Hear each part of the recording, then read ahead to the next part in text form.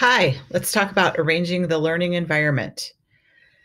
Um, you want all children to be comfortable and successful in your classroom, and that means you need to worry about children who have hearing difficulties or speaking difficulties or are using assistive devices like wheelchairs or crutches or braces. Um, you want to make sure that everyone is able to do what they need to do in the classroom. And then, so that's your environment, and then your teaching environment. So is your routine, does it make sense? Do people understand it? Is it consistent, right? Um, we've covered all this before, right? So the best things that you can do to prevent behaviors that you don't want or behaviors that children do because they don't know what else to do is to set your classroom up in the right way, making sure that your schedule makes sense to them, that you don't have all kinds of open spots during the day where you're not giving children structure. Um, it's fine to have some parts of the day, but even within free play there need to be choices, and there need to be things that are okay and are not okay, and you need to communicate what your expectations are, and then you need to praise and support positive behaviors. It's pretty simple, right? So an environment, we want to make sure that we are doing things that are appropriate for all the children in the classroom. Um, Development wise, individual wise, culturally, right? Thinking about all of those things. And we want to be promoting independence and self help skills. So, setting things up in ways that children are able to do things for themselves. You know, that's a lot of why they come to school, is to learn those things. So, making sure that you are putting, backpack hooks at the right height for children, even children, especially children in wheelchairs, putting tables and furniture in places where little people can get to the things that they need. Um, of course, your bathroom facilities need to be appropriate for children, and especially children who have special needs, who have special assistive devices, whatever. There you go. Keeping cubby areas so that kids can get to the stuff that they need. Same with sleeping areas. So make it, if you want people to sleep, make it so they can sleep. Don't put cots too close to each other. Don't play loud music. Put the cots away so that children don't feel like that's a plaything, right? It's really important to do small groups with kids. I think we have this idea that in a preschool classroom, you have group time and free play. And you want to make sure that you're having small group times with children, because that's when you get to really work one-on-one with them and learn how they work and observe and assess them. And then you can also group children by their skills. You can mix and match children. So you can have some children helping other children, right? So what you want to do a lot of times is you'll introduce something in a large group. So today in our art area, we're going to do this thing. And you're showing them and telling them what your expectations are. And then when they go there individually or in a small group, they can do it themselves. Play is a form of learning through child-initiated activities.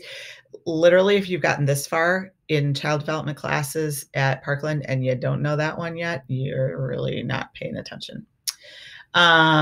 Make it safe, right? Make it safe for all kids, right? Okay. Supervision, making sure that your playground is age appropriate, and that you're taking care of things, that you've got enough mulch or whatever your soft surface is, and that you are there to help kids. Now, sometimes that supervision is, helping a child go up the slide. Sometimes it's helping that child understand that this isn't the way we do things.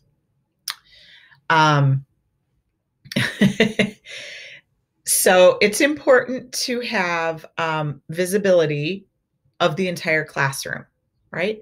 But it's also important to have small spaces for kids because there are a lot of kids that have that need to feel enclosed and to feel like they can get away from it all. But you need to make sure that that's in a place where you can see what's happening, right? These things apply to everyone. Make sure your toys are safe, that there's no choking hazards, that you've got all the parts, right? Because kids get super frustrated if they want to do something and all the parts aren't there. And you need to, this is really important. Toys need to be appropriate for the youngest learner and yet not bore the more advanced. Everything in your classroom needs to be something that everybody can play with. Okay. Again, set it up so kids can get around in your classroom, but don't have such big empty spaces that they run and cause safety issues, like it says. Um, you need to make sure that kids know how to do things, right? It's important that they know how to put the toys back. You need to label your shelves. You need to have, containers for toys so that they can move them around and use simple directions, right? But you also need to be specific, right? When you say clean up, sometimes you need to get on the floor with a child and say, we're cleaning up now. This is what we're going to do. We're going to take all the blocks and put them in this box, and then this box goes back on the shelf. You need to be very clear about what your expectations are. Hopefully you're in a classroom where you have another teacher who you work with, right? And there are a lot of ways that you can set up that relationship.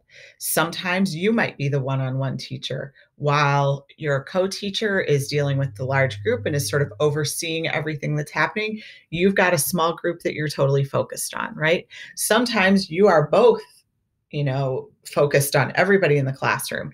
One thing that is helpful is if you are in a co-teaching situation and you're doing observations, assign a kid. You're in charge of Carrie, you're in charge of Daniel. That way you are observing, but switch it up sometimes because you get used to seeing the same things over and over again, and you might be missing things that your co-teacher might see. Children want choices, but they shouldn't have unlimited choices. So when you give a child a choice, it's one thing or this thing, right? I hear too many teachers and too many parents say, what do you want for snack? Well, if you ask me that, I'm going to be like, oh man, do I want French fries or do I want broccoli? Or, I want you to tell me you can have Nilla wafers or saltines, right? And banana or apple, right? You don't have unlimited choices. Nobody ever does. And so start, teaching children when they're young that you choose between this thing and this thing. This gives them the opportunity to have the power, right? And it gives them the opportunity to be in charge, but it also doesn't give them like free range, and it shows them that the world is a sort of limited place. You can't have everything you want. This is one that I think is really interesting right now, is novelty versus familiarity. Children like to know what's going to happen. It provides comfort. It helps them plan.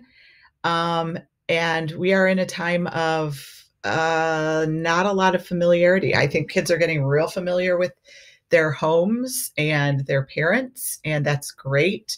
But I think that without that structure that a lot of kids get at school, whether it's daycare or preschool or public school, whatever, I think it's really hard. And this all has been exciting for a little while, this whole Corona thing. And I think it's getting real old real fast. So for all of us. So making sure that you have both a comfort factor and then you introduce new and different things periodically, right? The number one rule of working in early childhood is being flexible, right? So you may have the best idea, you may have the best classroom layout, you may have a great schedule, and then you put it into practice and parts of it here and there don't work, so you need to be flexible and change that. When you're especially when you're working with early childhood, their development can happen so quickly within a school year, within a couple of months, that whatever you set up, in November, you may need to change all around in January just to be adaptable to the kids' needs because they've changed so much from November to January. So flexibility is really important. Scheduling, making sure that you're having you're meeting every child's needs and you're also meeting the whole group's needs. And then also that you're doing things that varying levels of activity. So you don't want to do all high energy all the time or all quiet all the time. You need to be able to have a flow, right? Build in transitions, give advance notice. This one's so important. Let children know that one activity is ending and a new one is about to begin. This is so hard for kids. It's hard for kids who are focused on a thing, and especially hard for kids who are on the autism spectrum. Sometimes they get so focused on something that when you say, oh, it's time to start something new, like all hell breaks loose. Like that is too much for them to deal with right now. And so you need to give plenty of notice of, oh, Maria, we're going to stop playing with blocks in a few minutes and clean up so that we can get ready for snack. I'm going to set the timer for 5 minutes and I'm going to give you 3 warnings or whatever. And you will know with kids, you will know what kid needs 3 warnings, what kid needs 1 warning, what kid is just like, oh yeah, I'm done with blocks. I'll clean it up and be ready to go. And part of your job is making sure that that kid who needs 3 warnings in a 10-minute period has them. Okay. Obviously you need to do what works for you. Duh. And it may change. So I know that some of you who are in practicums right now have had new kids, were in practicums, had new kids come into the classroom. And that upends the schedule in a lot of cases, right? So you've been there for a few months, a new kid comes in, we have to work with this kid's behaviors and his understandings.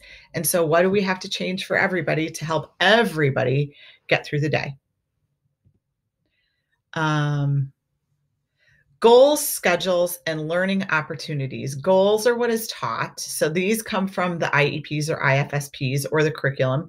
And this is what's happening throughout the day, how you're using things and what are you learning, working toward learning, right? Teacher schedules are how you are providing things, how that's going to work. Transitions are always hard for everyone and they need to be planned, and you need to have something for kids to do during transitions, right? So how can we move from bathroom to snack time with everybody and make it all work? Maybe you read a book, maybe you play some sort of physical game. So how can you make this time when you have people trying to do different things all work together? Music is fantastic. Always use music. And like I said, teach them, show them what you want them to do. For infants and toddlers, the environment, make it safe, make it comfortable, make it consistent, right? And then with older children, you want them to be independent and responsible for their own behavior. You want to do all the things that we talked about before. So there you go, chapter 13. See you later.